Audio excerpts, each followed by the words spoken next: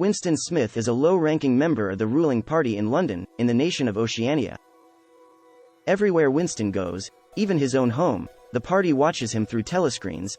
Everywhere he looks he sees the face of the party's seemingly omniscient leader, a figure known only as Big Brother. The party controls everything in Oceania, even the people's history and language. Currently, the party is forcing the implementation of an invented language called Newspeak, which attempts to prevent political rebellion by eliminating all words related to it. Even thinking rebellious thoughts is illegal. Such thought crime is, in fact, the worst of all crimes. As the novel opens, Winston feels frustrated by the oppression and rigid control of the party, which prohibits free thought, sex, and any expression of individuality. Winston dislikes the party and has illegally purchased a diary in which to write his criminal thoughts.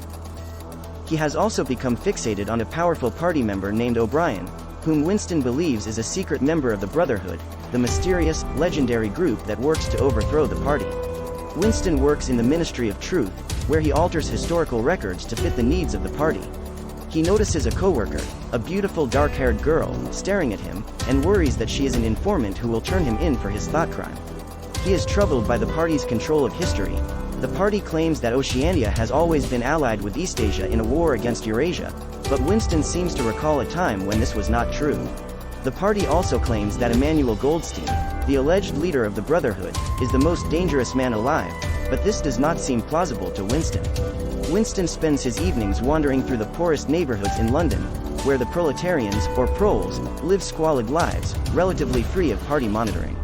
One day, Winston receives a note from the dark-haired girl that reads, "I love you." She tells him her name, Julia, and they begin a covert affair, always on the lookout for signs of party monitoring. Eventually they rent a room above the second-hand store in the Prole district where Winston bought the diary. This relationship lasts for some time. Winston is sure that they will be caught and punished sooner or later. The fatalistic Winston knows that he has been doomed since he wrote his first diary entry, while Julia is more pragmatic and optimistic. As Winston's affair with Julia progresses, his hatred for the party grows more and more intense. At last, he receives the message that he has been waiting for. O'Brien wants to see him. Winston and Julia travel to O'Brien's luxurious apartment. As a member of the powerful inner party, Winston belongs to the outer party. O'Brien leads a life of luxury that Winston can only imagine. O'Brien confirms to Winston and Julia that, like them, he hates the party, and says that he works against it as a member of the Brotherhood. He indoctrinates Winston and Julia into the Brotherhood, and gives Winston a copy of Emmanuel Goldstein's book, The Manifesto of the Brotherhood. Winston reads the book, an amalgam of several forms of class-based 20th-century social theory, to Julia in the room above the store. Suddenly, soldiers barge in and seize them. Mr. Charrington, the proprietor of the store, is revealed as having been a member of the Thought Police all along.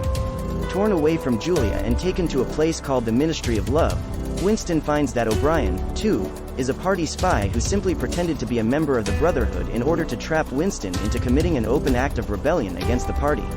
O'Brien spends months torturing and brainwashing Winston, who struggles to resist. At last, O'Brien sends him to the dreaded Room 101, the final destination for anyone who opposes the party. Here, O'Brien tells Winston that he will be forced to confront his worst fear. Throughout the novel, Winston has had recurring nightmares about rats. O'Brien now straps a cage full of rats onto Winston's head and prepares to allow the rats to eat his face. Winston snaps, pleading with O'Brien to do it to Julia, not to him. Giving up Julia is what O'Brien wanted from Winston all along. His spirit broken, Winston is released to the outside world. He meets Julia but no longer feels anything for her. He has accepted the party entirely and has learned to love Big Brother.